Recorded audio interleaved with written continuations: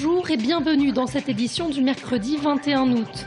Parmi les titres, les suites de l'interpellation musclée de Joué les Tours. 50 personnes se sont rassemblées ce mercredi devant la mairie. Les jeunes dénoncent le zèle de ce policier qu'ils connaissent bien. Dans le même temps, Mediapart dévoile le début de la vidéo qui avait été coupée au montage. La communauté des gens du voyage s'est installée à la Gloriette depuis vendredi dernier et compte y rester jusqu'au 30 août. Conséquence, la fête des battages qui devait s'y tenir ce week-end est annulée. La communauté d'agglomération a lancé une procédure d'expulsion. Et puis du nouveau au TFC, 2 recrues ont été présentées à la presse ce matin. Il s'agit de Youssef Touati et de Kevin Diaz, 2 milieux offensifs qui ne seront pas présents pour la réception du Nîmes Olympique vendredi.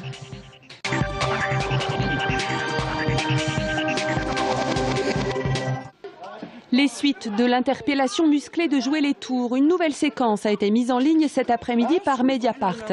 Il s'agit du début de l'intervention. Durant 1 minute 30, on y voit le chauffeur du véhicule immobilisé par un policier et cette femme en rouge qui s'oppose à l'interpellation, ceinturant l'autre policier. Il semble que cette dernière ait reçu un coup de matraque sur les jambes. S'ensuit alors une sorte de mêlée, difficile de distinguer ce qui se passe. Plus tard, la femme paraît mordre l'un des policiers. La suite de la vidéo, des millions d'internautes la connaissent. Si cette pièce manquante n'apporte pas de réponse aux interrogations que soulève cette affaire, les jeunes du quartier, eux, réagissent. On a reconnu un policier de Joué qui a l'habitude de... Il a l'habitude de faire chier les jeunes, quoi. Il rôde dans le quartier pour... Il cherche la petite bête, quoi, on va dire ça comme ça. Constamment, tous les jours, il fait sa ronde pour faire du chiffre. Donc aujourd'hui, quand on voit son comportement, c'est un comportement au quotidien. Il est constamment en train de provoquer les jeunes, les personnes âgées. C'est pas une personne qui est professionnelle. Oui, il est assez connu. Il est réputé pour faire chier les gens en général. J'ai jamais eu des rapports normaux avec eux. Surtout celui-ci en particulier. Il est connu. Pourquoi il est connu ? Parce qu'il méprise tout le monde. Cet après-midi, 50 jeunes de Joué les Tours ont manifesté devant la mairie, dénonçant les agissements de l'un des policiers. Aujourd'hui, les 2 agents n'avaient pas repris le travail. Ils font toujours l'objet d'une enquête par la police des polices.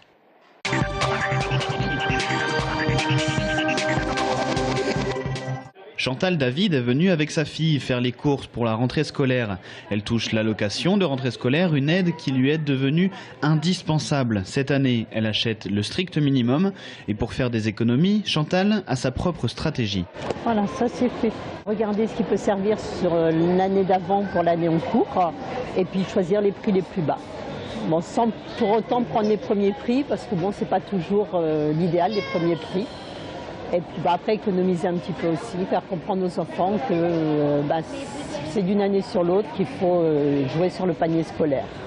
Mélissa, 15 ans, va rentrer en 3e. Elle a déjà une petite idée de ce qu'elle veut faire avec l'argent qui n'aura pas été dépensé dans les fournitures scolaires. Avec l'argent qu'on aura économisé, je vais aller acheter des vêtements et ça va aussi payer un bout pour mon association sportive. Trousse, cartable, stylo, cahier. La rentrée, c'est dans 2 semaines, mais les grandes surfaces s'y préparent, comme chaque année, depuis longtemps. L'UFC Que Choisir a établi une hausse du panier moyen de 0,6% en 1 an. C'est moins que l'inflation, qui est à 0,9%. En cette période de crise, les grandes enseignes font tout pour attirer le client. On joue la concurrence au maximum.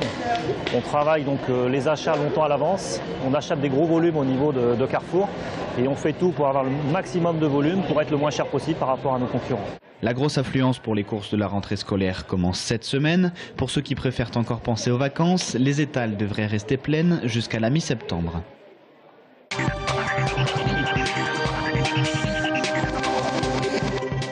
Plus de 120 véhicules, une mission évangéliste de gens du voyage est arrivée petit à petit de vendredi à dimanche sur le parc de la Gloriette. Ils ont installé caravanes et chapiteaux.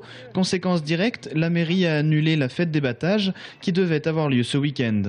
C'est un groupe qui n'est pas facile, donc voilà. Et puis bon, des questions de sécurité, cohabitation avec le public. On sait que c'est pas très simple. Voilà, ça fait 13 ans que je travaille à la Gloriette, 13 ans qu'on cohabite et on essaie de faire un peu le médiateur parfois avec le public et puis les gens du voyage. C'est pas toujours simple. Et pour cette grosse manifestation, bon voilà, on sentait pas. Les gens du voyage sont sur la Gloriette depuis en effet très très longtemps, pas forcément ici précisément, mais sur cette zone-là. Donc, mais voilà, bon, le terrain n'est pas destiné destinée aujourd'hui à une aire d'accueil de gens du voyage. Cette annulation est l'illustration d'un problème récurrent d'accueil des gens du voyage dans la région tourangelle. Qu'est-ce qu'on réclame à toi, monsieur? C'est une aire de grand passage appropriée pour nous.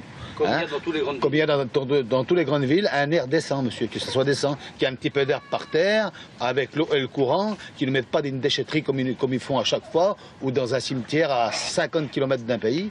Ça nous intéresse pas, nous. Vous comprenez? Il nous faut au moins le courant et l'eau, puis un petit peu d'air pour les enfants, c'est normal ça. Hein. On n'est pas des sauvages, vous comprenez bien. Tour Plus, la communauté d'agglomération propriétaire du site, a engagé lundi une procédure d'expulsion. Un huissier a constaté ce matin l'occupation illégale du terrain. L'expulsion devrait avoir lieu en fin de semaine ou la semaine prochaine.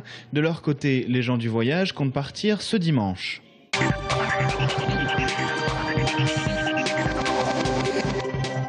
Le Tours Football Club n'est pas loin d'avoir fini son recrutement et les 2 dernières recrues ont été présentées à la presse aujourd'hui.